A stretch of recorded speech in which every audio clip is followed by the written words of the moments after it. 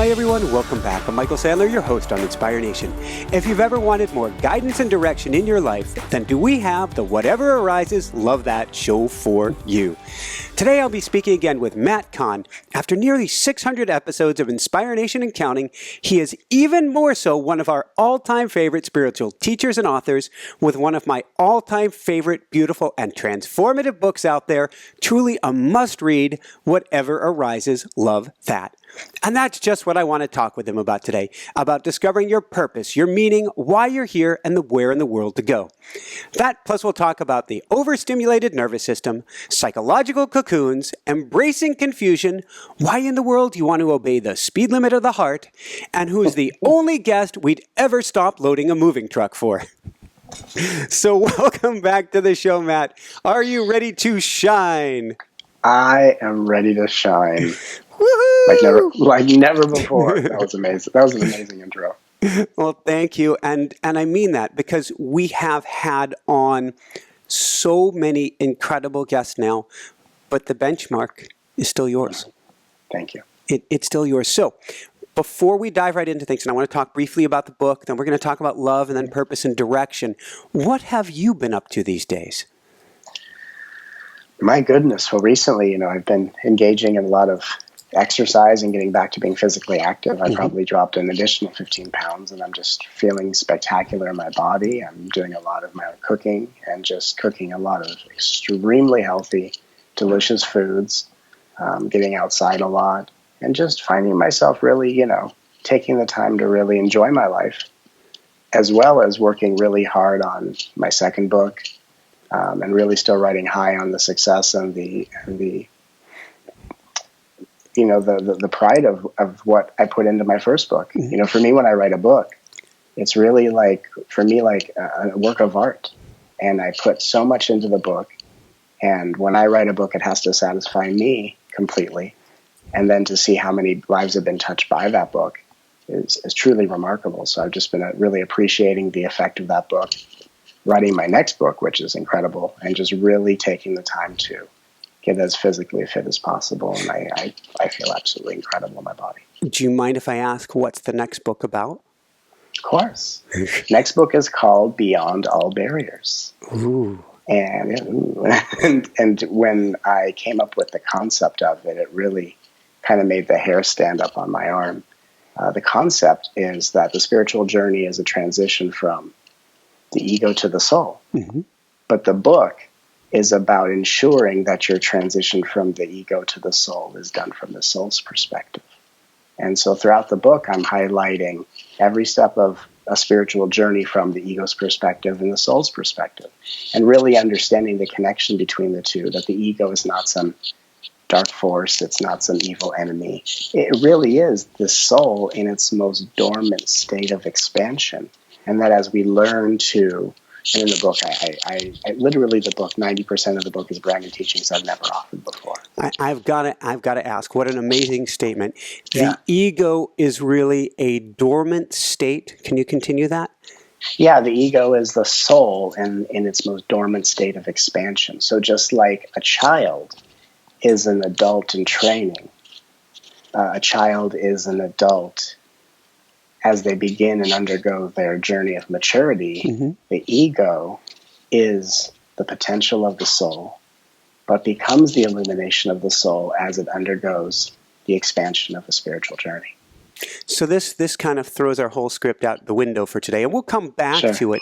But I'm interested in this two-step dance, this duality that's not duality, and you kind of illustrated it in an interesting way earlier. You said you're working on the book and working on your second book, and we're actually moving. Today is moving today because we're going someplace quiet because we're working on our next book. I love that. And so woohoo to you. And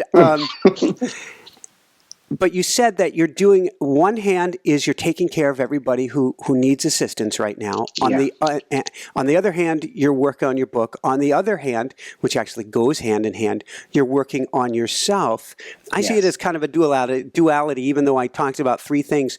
How do you balance these pieces?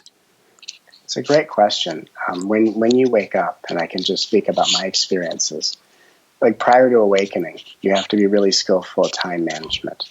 And after you wake up, what's interesting is that every moment has a flavor. It has an intuitive flavor, and you kind of have a sense of what the moment is meant for. So when I wake up in the morning, I know first thing in the morning what my body's needs are, because I'm just guided as to this is what to do first. Mm-hmm. And then spontaneously I'll get a feeling of now it's time to write for a few hours. So instead of like plotting out my schedule and blocking out time, which a lot of people do, which is very helpful, for me, my intuition just tells me what to do. And everything winds up happening in a perfect, orchestration of precision. So for me, there's just a flow. And in that flow, I get my book written. I exercise every day. I have enough time and ability to make 3 fully composed meals for myself. Mm-hmm. Still have some downtime in the evening. Still have private sessions with people on a daily basis. Have the business meetings I need to have for the decisions that need to be made. And still have time to go outside and walk around. And so really, and as a metaphor for where everyone is, whether they realize it or not, or where they're going in their awareness, is that really as we really awaken to our true potential, as we open our heart to the deepest reality within us, if we can surrender our desire for control and allow what's within us to move us forward, we actually get so much more done, and in such a harmonious way of alignment. So it really is just where everyone's going. It's a sign of the times. And we really wind up being more productive, more energized and invigorated, and less stressed and exhausted along the way. I've got a huge grin here, because that, with interviews thrown in, is the life that we're leading right now, which is we get up, and if it feels right to write, we write. I guess I'm a plural here. There's the me and there's the observer cheering me on. And when I feel like stopping writing, I stop writing. And then we head to the gym. And then that's the we of Jessica and I.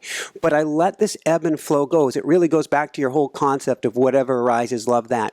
If it's time for a long meditation, I do a long meditation. If I feel like jumping straight into the writing, which sounds sacrilege, but I'll jump straight into the writing if the lesson's right there waiting to come out. And I don't stress or strain how it's going to all fit together.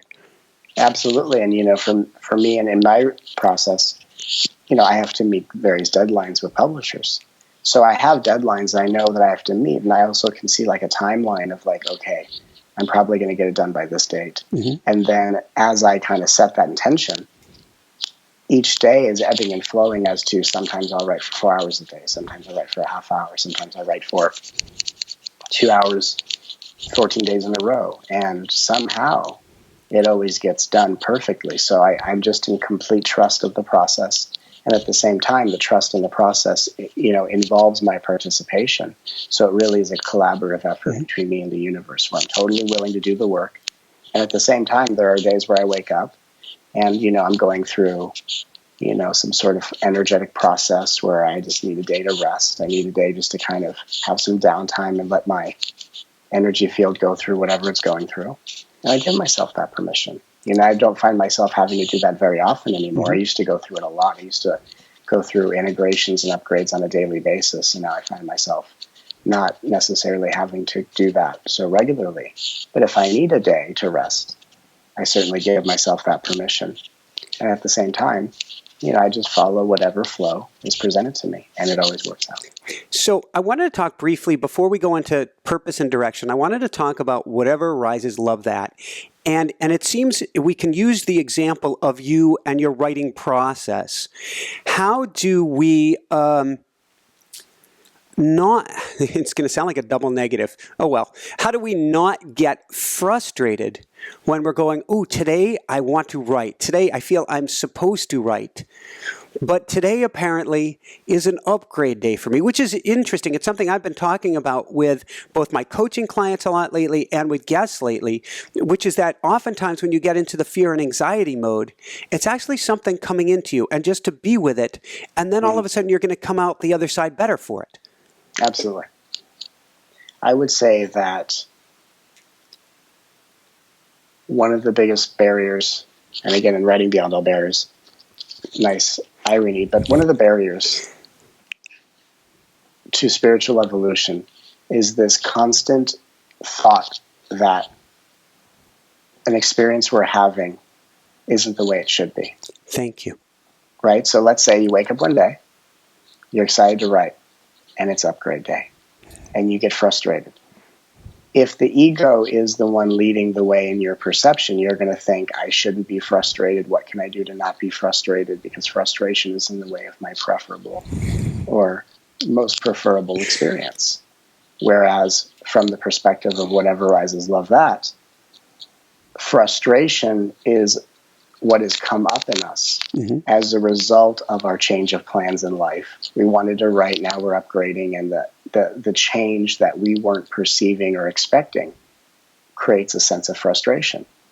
So from the perspective of heart-centered consciousness, frustration only arises as the next one in line to be love. You don't love that you're frustrated. You accept that the inner child within your heart is giving you the chance to make peace with frustration and to love all the different versions of you who have ever been frustrated throughout your life, that have never been loved and held as they wanted to be unconditionally loved. So the invitation is that even when we're frustrated, and of course the instinct is, I don't want to be as frustrated as I am, can we see it as an opportunity to love the frustration in our hearts as a way of like going back in time and consoling all the versions of ourselves that were frustrated throughout all dimensions, time, and space, and being able to give the frustrated part of ourselves the love it never received, as if to update our consciousness in present moment time and to heal ourselves as never before. Woohoo! Woohoo! It's like the ultimate. I'm always saying the universe is working through you and for you rather than to you, and you literally you nail on the head on the nail, whatever we want to call it. Yeah. is that you gave meaning to it. You gave meaning to the experience. You have to, because oftentimes what prevents people from healing and transforming, and I say this because I work with so many beautiful heart-centered beings on a daily basis, is that they are deferring meaning to a future pending moment that meets their preferences. And of course, what's happening in the journey of surrender is the things that create frustration, inconvenience, pain, and boredom are coming up and saying, we know that your greatest meaning is beyond us. But in order for you to enter that gateway beyond us, you have to give meaning to us. And that's a really, really deeper journey where who's willing to give deep meaning and to find evolutionary benefit and to find some form of benefit, tool, moment of growth when they don't feel the way they want to feel. See, that's when we know the difference, whether we are being run by our egos or guided by our souls. It's a hard thing to do. I think it's something almost all of us are working on at some level. Yes. Is to move past the, I don't want to say victim mentality, but there's a certain amount of, well, we've been taught, at least in this society here in the West, the poor me, woe is me. And to be able to step past that is a giant leap of faith in a sense. Absolutely. I think, in our societal setting, I think we've been trained to learn that we ought to deserve, we ought to be worthy of having everything we want. And of course, that's totally true. But what's the spiritual version of that statement and the deepest truth? The deepest truth is you deserve to have everything you want once you've received, appreciated, and absorbed everything you need. So first life gives us what we need, then we have what we want. And if we can go about it in that order, just as we would learn as a child, at Thanksgiving dinner, where I would tell my parents, please, I would just like a piece of pumpkin pie. And they would say, you can have the pumpkin pie when you eat your dinner. So spiritually speaking, we're just learning to appreciate our dinner, knowing the dessert is always waiting for us afterwards. And I think sometimes we try to do things a little bit out of order. And it's okay. It's just, it's how we exacerbate our suffering. And it's how we put ourselves at odds with life. And it's how we shut down versus open up. And I think what's interesting to realize is that we're not sad, we're not angry, we're not frustrated, we're not agitated, we're not stressed because of the things that happen. We're only stressed and agitated by these things, by our tendency to shut down towards them versus to open up to them. So as we learn to open up to things, even if they don't feel good, we glean the evolutionary benefit it's providing us, and we learn to make peace with reality, and we learn to recognize the light of divinity no matter what form it takes. So I was thinking about this and thinking about attachment and how we want a certain outcome and we shut down when we don't get it. You said the most important words there. How do we recognize the divinity in each thing that's taking place? That's right. That's right. And the most amazing thing to realize, and I'm not sure, I remember when I realized this many years ago, and it wasn't because I have never gotten what I wanted. So I'm not going to give you this insight because I've never gotten what I wanted, and I'm going to reframe it to figure out why that's a benefit. Mm-hmm. I speak to you as someone that throughout my life, I've always gotten everything I've wanted. I always get everything I want. And at the same time, the grace of getting everything I've ever wanted has never distorted or distracted me from always willing to evolve, let go, and surrender on the deepest level. But what's amazing to realize is that if you actually got everything you wanted in every moment, second by second, outcome by outcome, you'd be far less evolved and expanded as any of us are right now.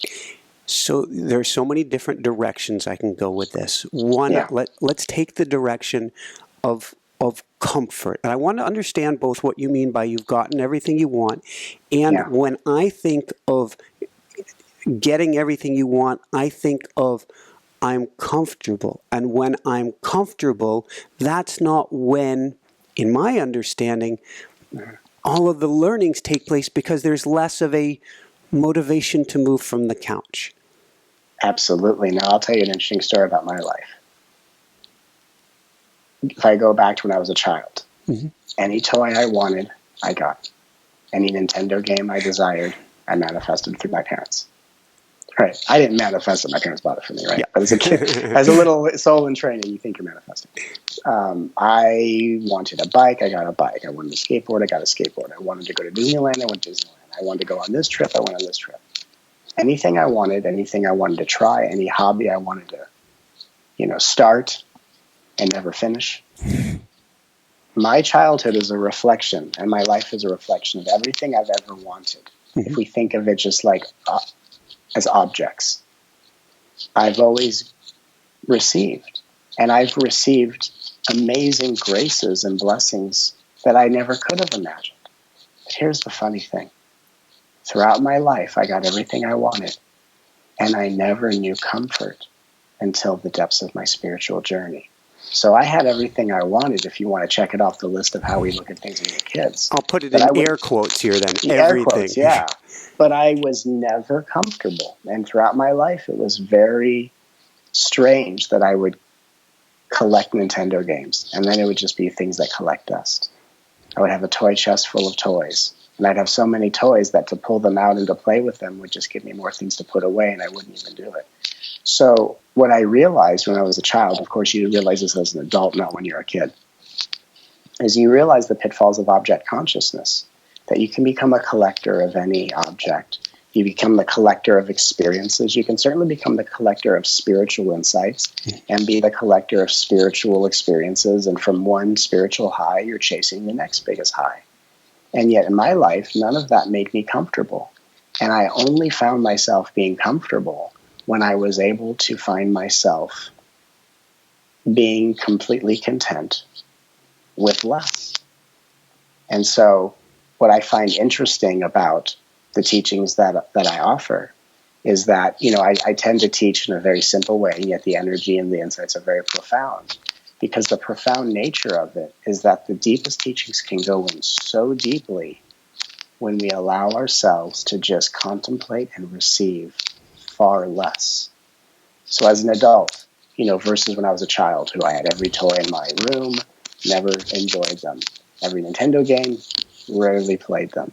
As an adult, I don't live like a minimalist, but I have so little things, and each and every one of them is a treasure, and my life is of absolute comfort. And of course, what we all learned on the spiritual path is that comfort isn't based on the things we acquire.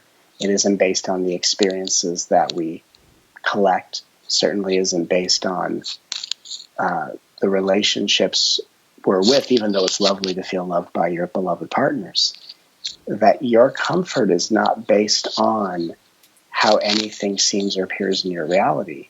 Your comfort is simply based on how in or out of harmony you are with reality. And the determining factor of how in harmony you are with life is dependent upon how open your heart is, which of course is why Whatever Rises love that as like a step-by-step guide to help people open their heart so they can find the comfort, they can find the harmony, they can find the alignment to be at peace with life no matter how it appears, instead of just being on a never-ending collecting spree. Beautiful. I think I could use you here at our moving truck. That's so funny. We've been working on it. Oh, we've been working on it. So many directions we can go. I guess I want to go back a step, and then we're going to dive briefly into self-love and then into direction here. But before we do that, you mentioned a term many times earlier, so I want to get some understanding of this because it's something that has been a big theme again in the lives of those I've been working with. How would you define an upgrade? Because there are times where we don't realize why we're going today, and there's something actually magical in the works. Sure. Well, an energetic upgrade, and this is my experience of it, is an experience of when my vibration is expanding, my field is opening, and welcoming in a higher frequency of consciousness. And as that happens, I can actually feel new teachings coming through, new insights. I can feel my senses being sharpened. Colors can seem brighter. But as it's happening, in my personal experience, now, my personal experience is that when I've gone through an upgrade, it felt like I'm getting a form of the flu. And I felt kind of like I'm not feeling well. And it's called Kundalini flu. It's when the Kundalini energy is rising in your body and is pushing out cellular debris that doesn't need to be there to make room for the new energy and the upgrade that's coming in. And so when I first started going through this, I would be flattened for a couple days, wrapped in a blanket, shaking. And the shaking is your nervous system recalibrating to a higher vibration of consciousness. And over the years, it's kind of sped up and accelerated where I can literally go through an upgrade now in 10 minutes versus 3 days. And, the funny thing about an upgrade is that when you're going through the upgrade, you can feel completely awful. And the minute it starts to integrate, it's fast. It's funny how fast you can go from awful to amazing. I'm so glad you called it the Kundalini flu. I've been calling it the spiritual detox. That's a great way of putting it. It's a great way of putting it. I mean, all these things are just pointing to the fact that it feels like you're physically ill. It could be very energetic now, and I say that I'm not assuming every time someone feels ill they're going through an upgrade, because that would just be a very limiting way of seeing it. But the difference between physical flu and Kundalini flu, or what you call spiritual detox, is that when you're going through this type of situation, there's a very precise emotional component where you feel extremely raw, vulnerable, and you need to withdraw and not be around people. So when you have that component along with not feeling physically well, that gives credence to that this might be a spiritual detox or Kundalini flu, versus when you just have the flu, it's just a very visceral level of heaviness and congestion and inflammation on so many levels. So it's interesting because you talk about in your current book, inflammation of the ego. Oh, yes. When somebody is experiencing this, what's the number one thing? It might not be mama's chicken noodle soup. What are they reaching for? Certainly is for me.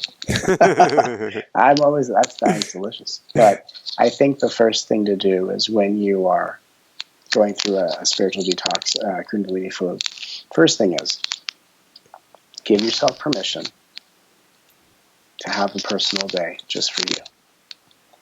Second thing is to spend as much time as you can being still. Obviously, I teach whatever rises, love that. But before you can love yourself, you have to be with yourself. I think sometimes people go into the I love yous, and that's a wonderful thing to go into. But we must first, like if we think of our heart like a child, you have to sit with the child and let the child get to know you before it can trust and let in your love. So before we can really love what arises, we have to be with what arises. And so I think being still whether you're on the couch or lying in bed, Mm-hmm. whether you sleep or you're just totally awake, you're just going to just be with your breath and be as totally still and relaxed as possible. If you feel like watching a movie and just having a day of just, just relaxing and vegging, that's okay too.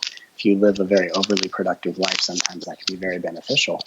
At the same time, sometimes, checking out with technology can be a big distraction from just sitting with yourself. So I think one of the most important things when you're going through this type of phenomena is just take the time to be totally still. You can always ask your innocence, what does it need from you to heal? How can I serve you? But I think the missing step in so many instances is before we try to love ourselves. And it happens in relationships. How many people are trying so hard to love their partners and they haven't taken the time to be with their partners? So in the same way, before we love what arises, we have to be with what arises. We have to just sit with what arises and just be still with ourselves. And when we're still, we're allowing the process that is already underway to complete itself with the utmost grace. Beautiful, beautiful, beautiful. When I talk with people about finding their purpose and direction, and so we're going to segue here to kind of the second half of the interview where we talk about purpose and direction, but this kind of ties in. When I talk with people about finding their purpose and direction, I tell them where they need to start is learning who they are and spending time with themselves. So this kind of segues perfectly, and maybe you can take it from there. How do we begin to discover, and if that you would say is the first step, and figuring out where to go? Sure, I think it's a great point, and I think it's great to start people with, before you know what you're here to do, you have to know who you are. I think a lot of people, and I can speak on this because I had this experience when I was very young, as an adolescent. I did not know who I was, and I thought I'll know who I am by the things I accomplish in life. Or once I find the thing that gets people to like and validate me, then I'll know who I am. Mm-hmm. And then, and so many of us fall into that pitfall. And I always use myself as an example so that everyone can just find themselves in that journey and find what's true. But in my life, I had mixed up life purpose with the popularity contest.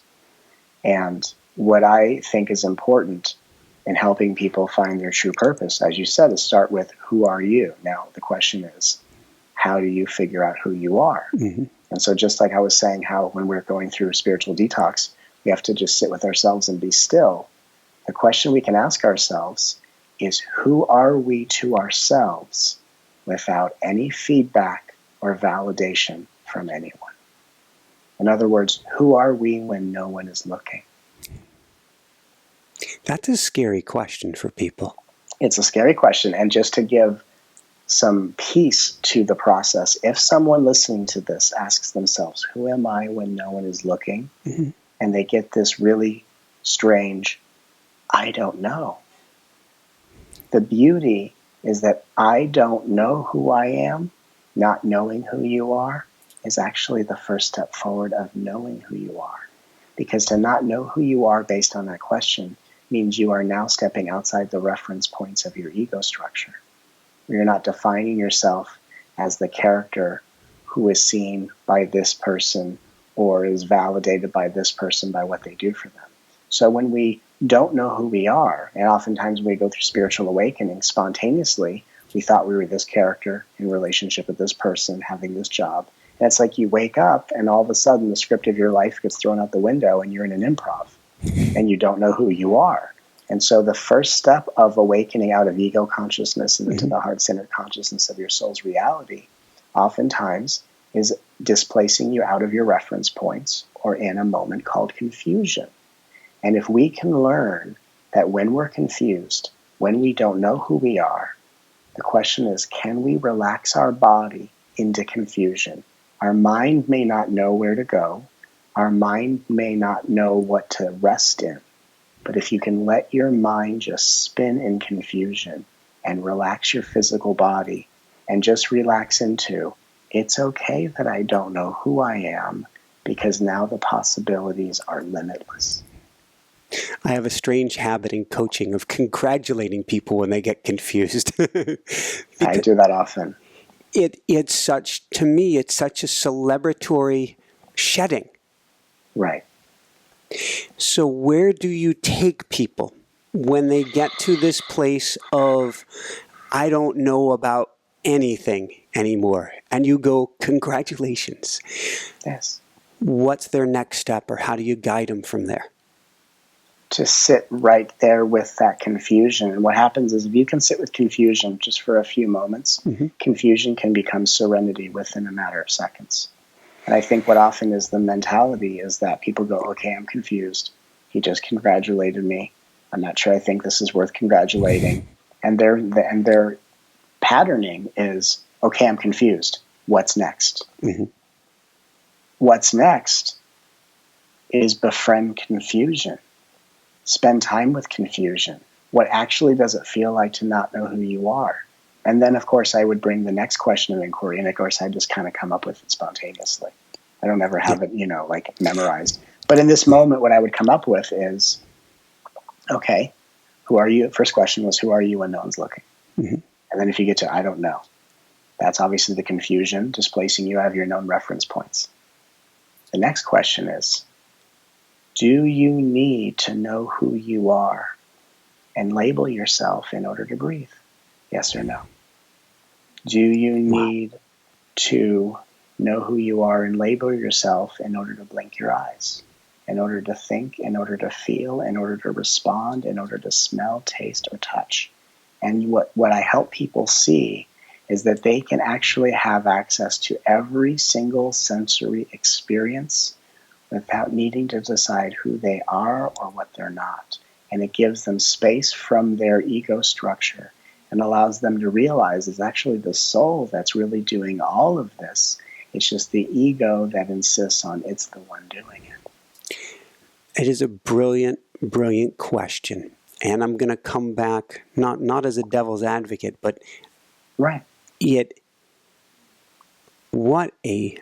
it's so beautiful, but what a scary, scary, mind-blowing place when you realize the I is not necessary for I don't have another word for it, existence. Right. So here's what I'll say just to deepen this. So and what you're saying is true. The I is not necessary. But let's use a little visualization. Let's use a symbol, and let's see something really interesting. So let's imagine a capital letter I. Yeah. Right? Most people live in the I am doing this, I am doing that. It's I. It's because of I, and all that stuff. We just talked about the I is not necessary to do all this. But if we look at a capital letter I, can we also see that it's a Roman numeral 1? Absolutely. So we can't actually tell the difference between when the I is the I and when the 1 is the 1. And so what if we were to look at this symbol that is both a capital letter I and a Roman numeral 1? And we would actually see, oh, it's always been a Roman numeral 1. I have just thought of it and perceived it as an I. So the reason why the I is not necessary is because it's the Roman numeral 1 who's doing everything within all moments. As if God is just wearing a Halloween costume, and the Halloween costume has been given the imagination and power to believe it's doing something. When in fact it was always the force underneath doing it all. So the 1 does everything. The I is just the way in which the 1 imagines itself. So I wasn't trying to go there, but I guess there's no way around it. Waves and oceans. Yes. The I is the wave thinking it's the 1, the ocean, when it's just a part of the 1. That's right. And yet the wave realizes itself to be the 1 as the ocean wakes up in every wave. And the wave actually can participate in the creation and the movement of the ocean, but by letting the ocean of itself move that wave along. So it is both the participation of the wave, it is both the surrender of the wave that allows the ocean, which does it all, to fully express itself through the uniqueness of the wave. Ooh, so in the perfect. same way, our personalities are surrendered to our divinity. Our personalities are given back to Source, so that Source can enter this world and express itself at full capacity through the uniqueness of our personalities. So it feels like we're doing things. It feels like we're making choices. And it's not wrong to feel like you are making choices. because that's life giving you the experience of what it's like to make a choice. But it's very surreal when you realize I'm having an experience of what it's like to make a choice, but that doesn't actually mean I'm making a choice. Kind of like if you watch a movie, I'm having the experience of Nicolas Cage and Sandra Bullock on the screen in front of me, but that doesn't mean if I go behind the screen, I can get their autograph. So does it mean, can we get our own autograph? Does it mean we have choice? I guess let's start there. Well, I think what's interesting, I love how this conversation is taking a very surreal direction. We could agree that we have experiences of choice. Mm-hmm. And the only place in which we have experiences of choice are in the dimension of time. Uh-oh. Uh-oh. And of course, everything is, and I can only tell you this from having direct experiences of seeing life outside of the dimension of time. And I live my life outside of time, even though I am extraordinary with my use of time. The irony is when you're outside of time, you make great use of it because you use it as a tool. But what's interesting is that when you start to see that everything happens simultaneously, that literally like the moment a being is birthed into this world, every moment of their life occurred simultaneously in different dimensions, including the death of that being. But like a movie, you're only going to see what's on the screen in that moment, kind of like you're in the movie theater. You're seeing scene number 1 of the movie. It just started. You know all the other scenes are lined up in the projector ready to kind of shoot at a certain speed and to show you a movie. It's not like the script's being written while you're in the theater. It's not like it's being directed while you're there. It's already in the can. It's already filmed. It's already done like years before. And so we all can realize, and just as a simple way of getting to this point, each of us in every moment arrive in each moment. When we arrive in each moment, we're not waiting in space for life to appear. Mm-hmm. Everything about each moment is already there. We're actually the last to arrive in every moment. Therefore, everything has actually already happened. Every choice has already been made, and yet we have the freedom to make whatever choice we are drawn to based on our level of consciousness that moment, which is ensuring the lessons we are going to learn simply to create the foundation for more expansive consciousness. And the more expanded our consciousness becomes, the greater the choices we make. And of course, the irony is we were never meant to arrive at expanded consciousness 1 second earlier than we're meant to. And we're never meant to make beautiful, empowered choices any sooner than we're meant to. So if we can actually have a balanced perspective and say, it's my responsibility to make the most conscious choices for the evolution of my soul. And at the same time, we temper that with the harmony that says, and yet, no matter how hard I try, I'm never meant to be any more evolved. And I'm never meant to make these beautiful choices any sooner than I'm meant to. And if we can let that harmony not withdraw us from participation and not allow participation to help us try to move too quickly and move too aggressively, if we can really abide in the middle of that harmony, we find reality opens up and begins to serve us. I'm glad there's so many directions we could go with this. Right? But I'm so glad that you gave permission people flip that. Gave people permission to just be in the experience, because there are so many ways that you could take this where you're actually going to flip things on their head and, strangely enough, get down on yourself through this process.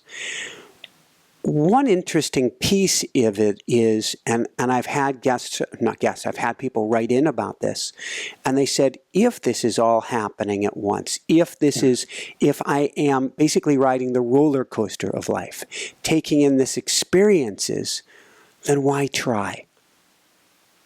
Well, let's think of the metaphor of the roller coaster. How many times have we ridden a roller coaster or seen kids or adults riding a roller coaster, and they've gotten into the seat, they've pulled down the safety bar, and they've kind of slumped over in their seat, their head dangles down, and they've closed their eyes. And their friends go, "Why are you just slumped over with your eyes closed?" And they say, "Well, the ride drives itself. I don't have any say in the matter, so why try? Every single person that rides a roller coaster sits upright, holds onto the bar, their eyes are wide open, and they are there soaking up every moment of the experience. Just because they're not steering the roller coaster doesn't mean they're not being given an exhilarating experience to have. So just in the same way that someone wouldn't be on a roller coaster and go, well, I don't drive this thing, I'm just going to close my eyes, this is pointless. If it was so pointless, we would never get in line for the roller coaster. If it was so pointless, we'd never come to the amusement park.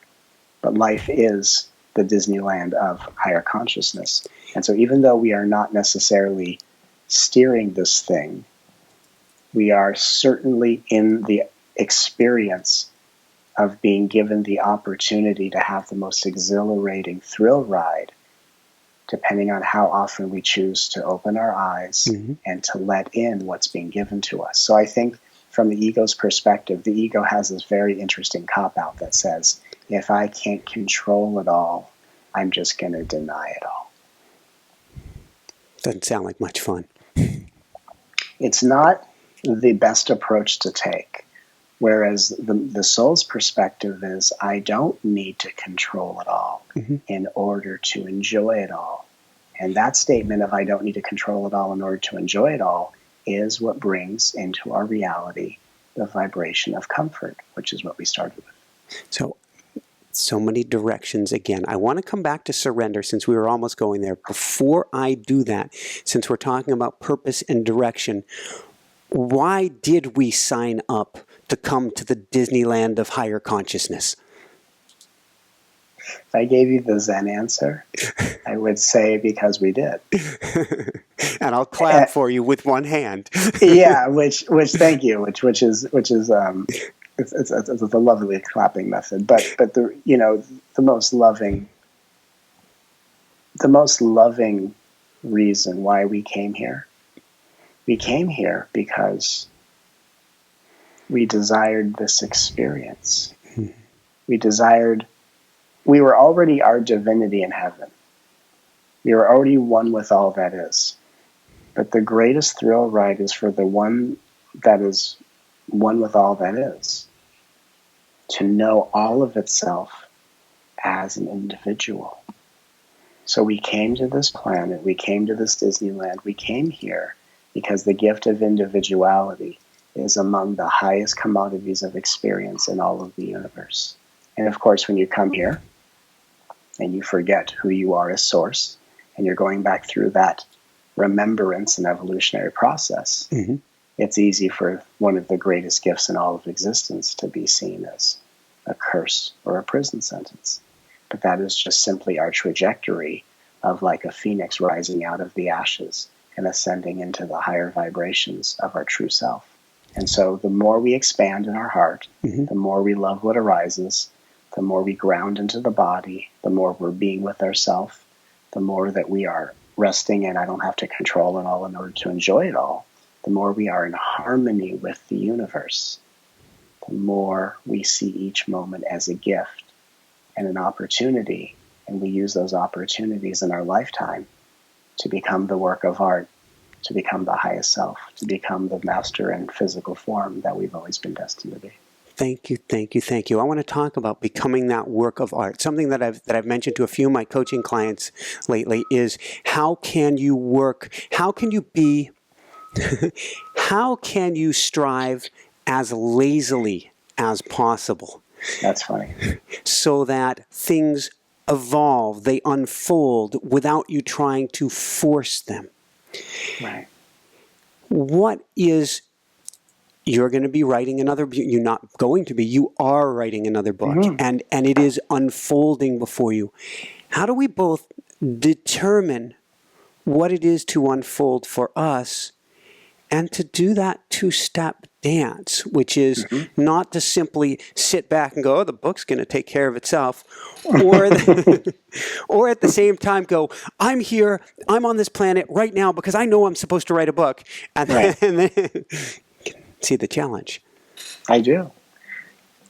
What I tend to do in my life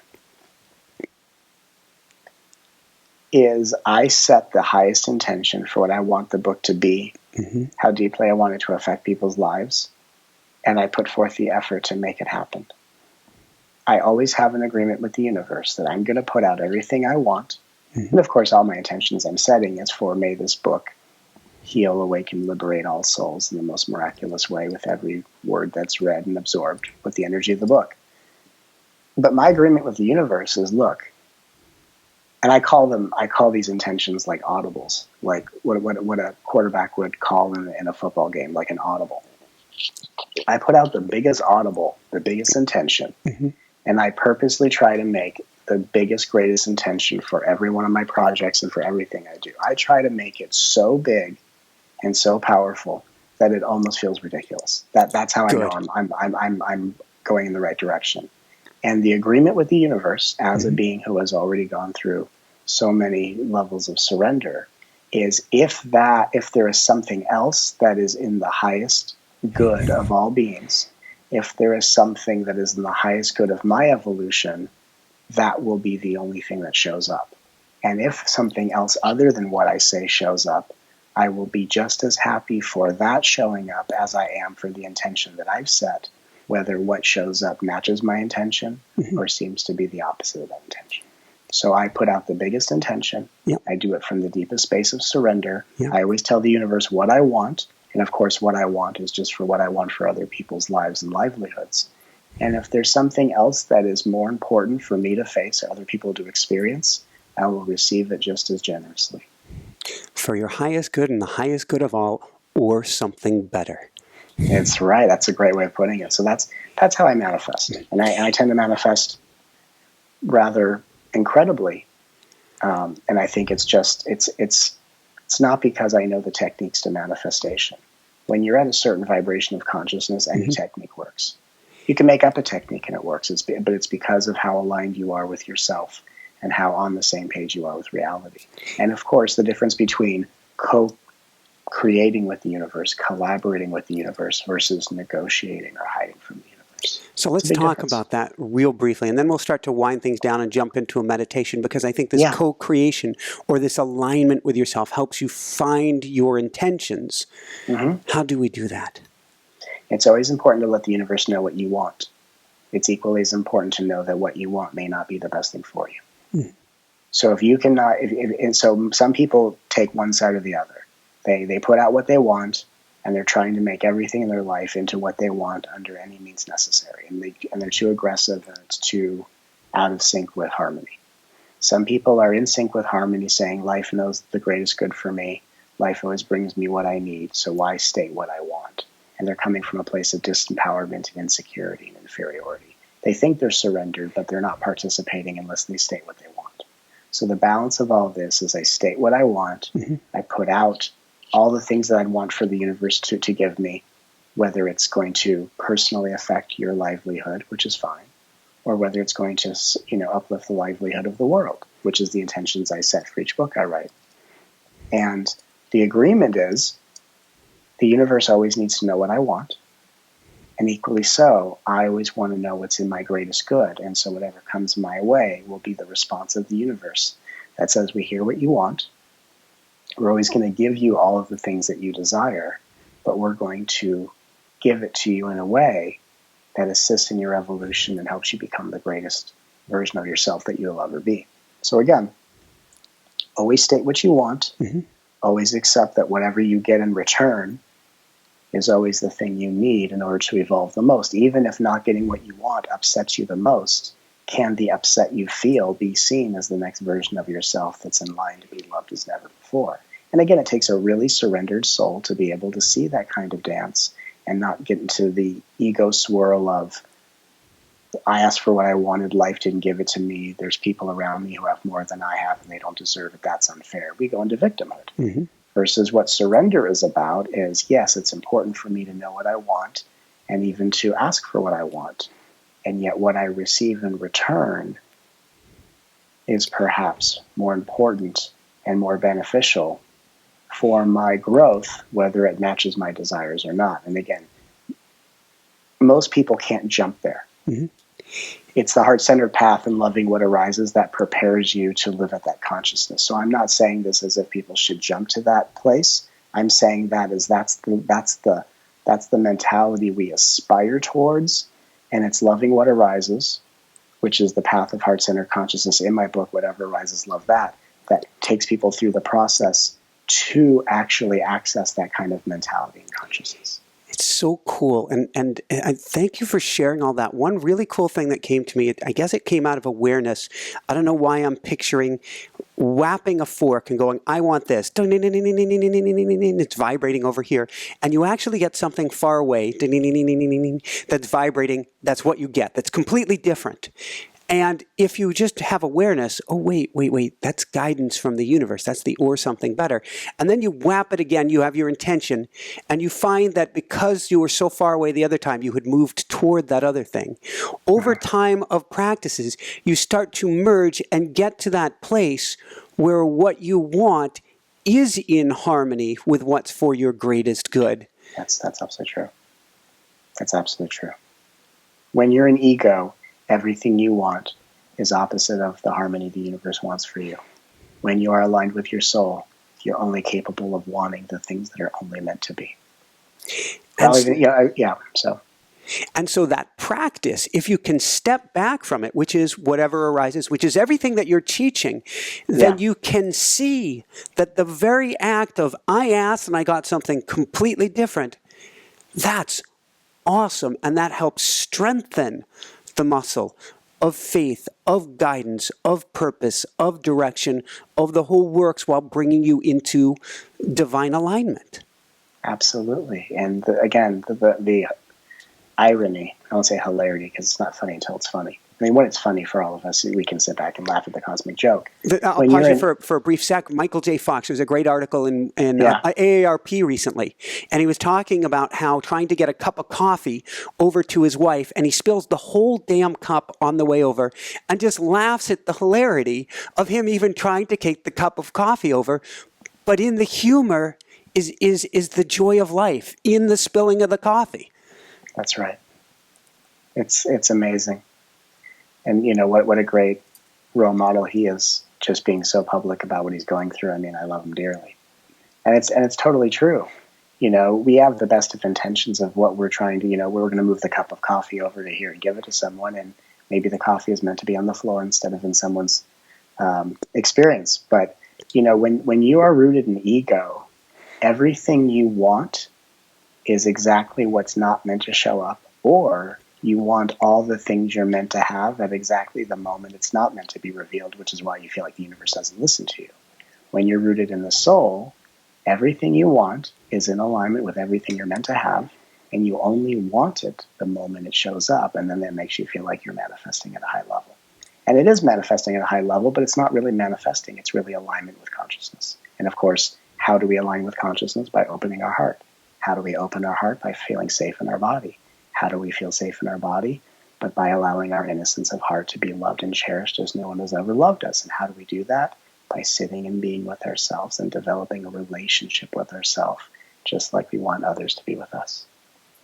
Woohoo! Woohoo! Importance of self-love. Yes, self-love is everything. And, no matter whether you want to experience the healing of your physical body, the transformation of your reality, co-create with the universe, manifest at high levels, help the earth ascend, manifest your soulmate, or awaken your consciousness into enlightenment, Buddhahood, and beyond. None of these things can actually occur and anchor within you unless we are rooted in the heart-centered consciousness of self-love. And even if we know a spiritual truth that's beyond the material world and the personal self, the irony is the less rooted you are in the personal self and the material world, the more loving of others and forgiving of yourself you'll tend to be. So the irony is, the less I that is there, the more the one in you loves itself as never before. And the more we are lost in the personality of I, the more we expect other people to treat us the way we don't treat ourselves. So there's so many ironies to all of this, but it all comes down to loving our hearts is the single greatest important thing to evolving our consciousness to our highest capacity. Thank you.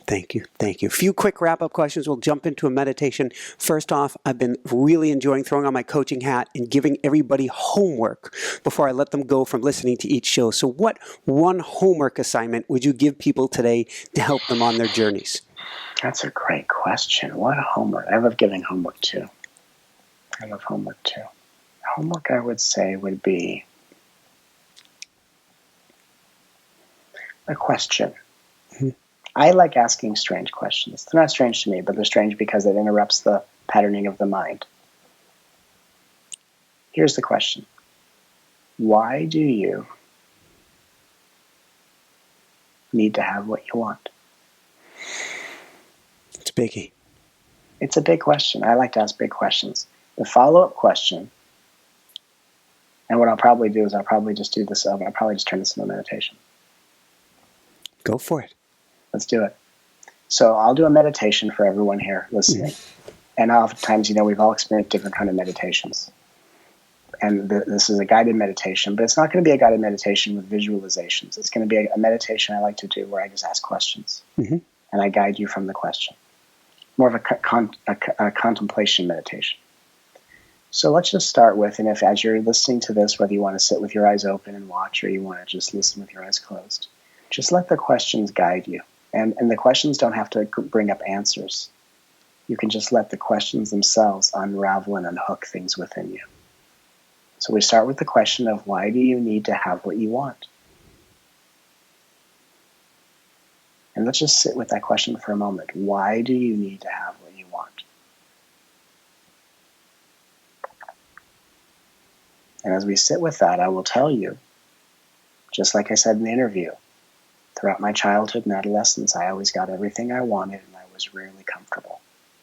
I've known people who have never gotten what they wanted and they're rarely comfortable. So isn't it interesting that someone who gets everything they want and someone who never gets what they want are in the same discomfort? Why do you need to get what you want?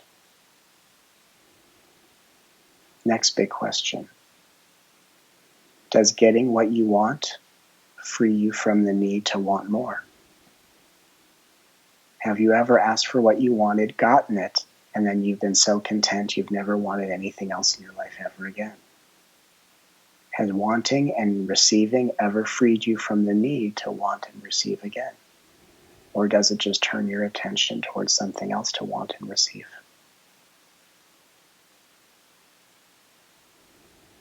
Have you ever asked the universe, may you make me so content I will never be plagued by wanting ever again?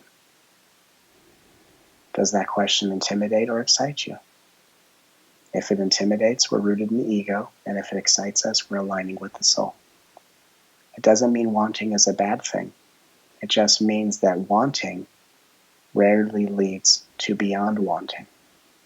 And beyond wanting is the content that we only think we can access by wanting. And what if we take the next step, which is, I can't want content. I can only see that content is who I am. I am content, not a person trying to become content. I cannot want myself into content. I can only take a vacation from wanting and notice how whole, happy, and content I am.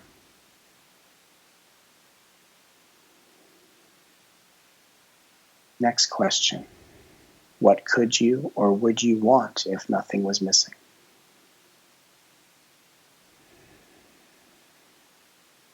How much of your wanting is based on what you think is missing? And if you were to receive the thing you think is missing, doesn't that just lead to looking at other areas of your life and find what's missing there? What would this moment be like if nothing was missing? What would this moment be like if there was nothing to want?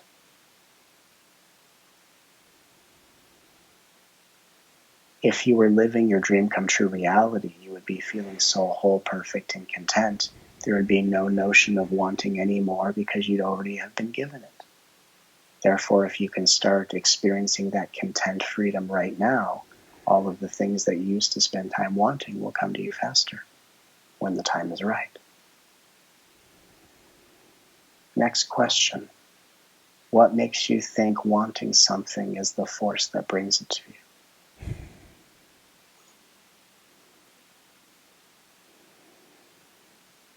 It's not wrong to want. Just want with an open heart and an open mind and an open hand. And if I gave you the secret to wanting, the reason why it's important to want, and I said before, to let the universe know what you desire, it's because it's not the thing that you want that's important.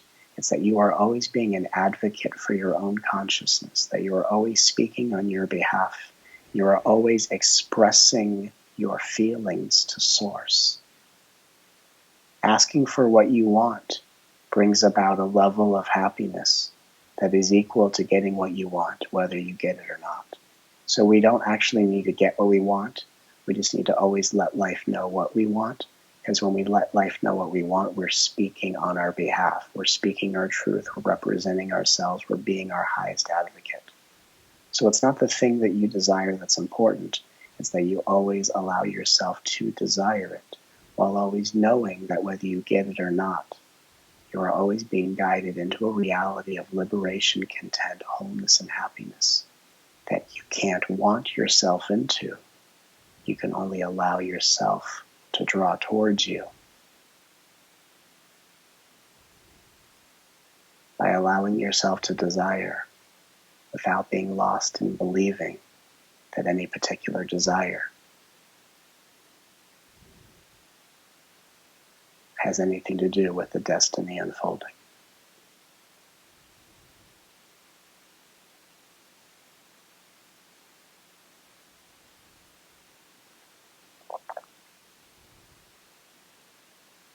Why do you need to get what you want? Does getting what you want free you from needing and wanting? What is it like to have nothing to want or need?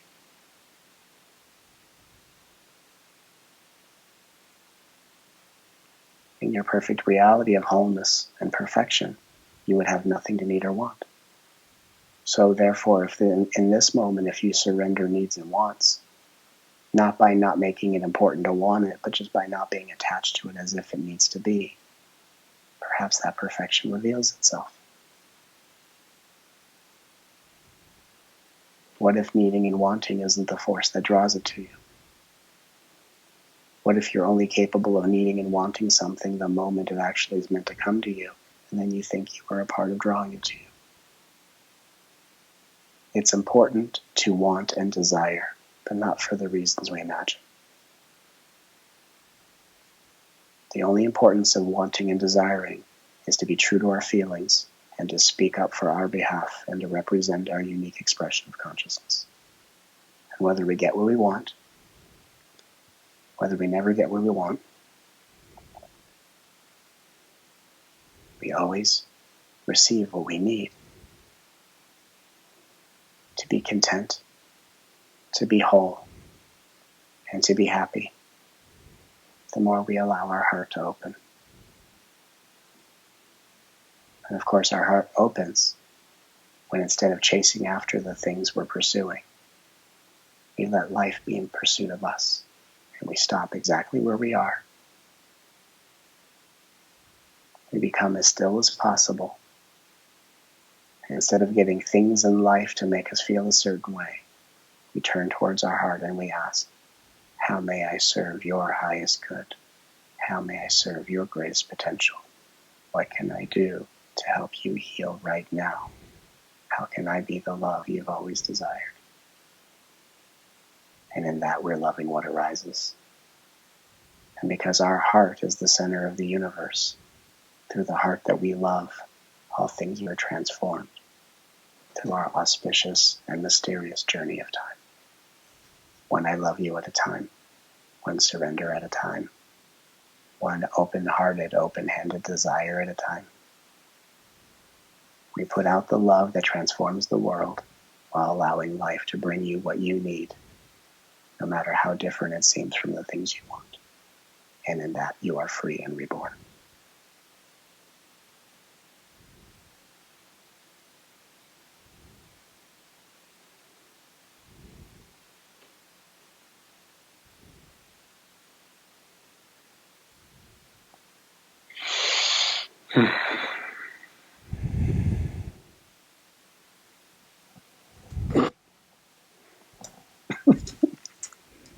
I guess I've got to speak because I'm on the mic, but I'm without words. Yeah. Matt, I love you. I I love you. love you. I love you. You are one of the most amazing tugboats in the world for Thank you. bringing us out into the deepness. Thank you. I guess I've got to ask the last couple questions. I got to really come back. This has just been so awesome. Such a different energy to this one in such a special and sacred way. Yeah. So special. And nobody else can hear it, but you're hearing Sir Meowser's my kitty cat. He got up at the end of the meditation and he's like, Yeah. it's time, Daddy. First off, Sure. where can people go to find your beautiful book, to find out more, and to find out, I believe you have something upcoming now as well? Sure. Well, to purchase Whatever Rises Love That, whether in the hardcover, Kindle edition, the audio version, you can go to Amazon.com. You can certainly go to TrueDivineNature.com. And really anywhere books are sold, Whatever Rises Love That is available. And of course, upcoming, we have Angel Academy 8. Angel Academies are what we call our 9-week online adventures where people call into a telephone line or online. And they join us for 9 weeks of about 1 hour or so audio calls where I offer a transmission each week based on whatever the energy of the universe is telling me to offer the beings of this planet.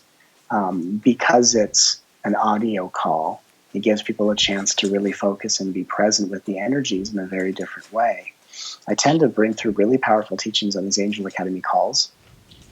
In each call, we take time to answer calls from our callers. We even have 2 extra calls on the package just for questions to be answered.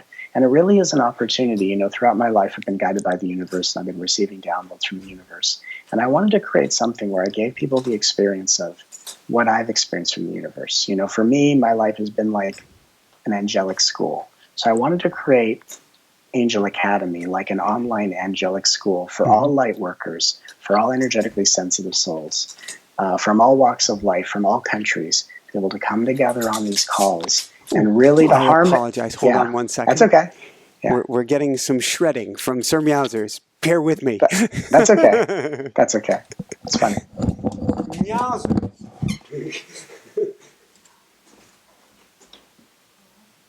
I don't know. We'll find out after the interview. That's funny.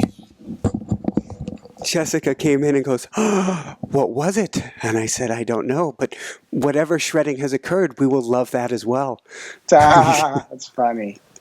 And really, you know, Angel Academy is an opportunity to bring people from all over the world together for the purpose of just raising our vibration collectively, to shifting the energy of the planet, and really to receiving the teachings that helps us to put all of this heart-centered wisdom into practical application. And so Angel Academy 8, which is coming up, and you don't have to have participated in the other 7 Angel Academies. You know, it's coming up in a few weeks. And I just invite everyone to go to TrueDivineNature.com to sign up for Angel Academy 8. Of course, when you're there, you can sign up for our free newsletter and you receive a free audio activation from one of our events. And so there's just a lot of really exciting things that are being offered, and I'm just grateful to invite everyone to participate with us. Very, very cool. And if you didn't catch that, come on over to InspireNationShow.com. We'll get you over to Matt as well. Any last words of wisdom you want to share with people today? Well, a lot's been said today. And so I think the last thing I would say to anyone and everyone, you know what I say at the end of all of my live events that we offer across the country is I say, I live to love you so that your love can live. I'm the light that you are the light that I am. I see you. I know you. I am you, and as always, I love you. I love you too, Matt. I love you too, brother. Woohoo! Woohoo! We did it! Awesome. So I can't thank you enough. I cannot thank you enough. You raised the bar to a whole nother level today. Thank you. It's an honor to be here with you, and it's an honor to serve so many beautiful beings on this planet. It's truly my greatest honor. Thank you so much, Matt. For everyone out there, this is Michael Sandler saying, be well, have fun, get whatever arises, love that, and crank your own love up to the max, and shine bright. Woohoo! Out of the park. Thanks, brother. Thank you so much. Have a magical, magical day ahead. I will. And happy moving to you, brother. Woohoo! You and your wife are gorgeous, and you're amazing, and we love you. Thanks so much for watching. If you enjoyed it, be sure to like below. Also, leave your comments. Have some real fun with it. Subscribe to our channel where you're going to get more great videos, more interviews coming up. And check out our website, inspirenationshow.com. That's where you'll find tips, blogs, information, videos you won't find anywhere else, and useful and helpful resources to really help you kickstart your life and to shine bright. Thanks so much again. Thank you for your support. Like, comment, subscribe. See the website. Thanks so much and have fun. Of course, shine bright. Woohoo!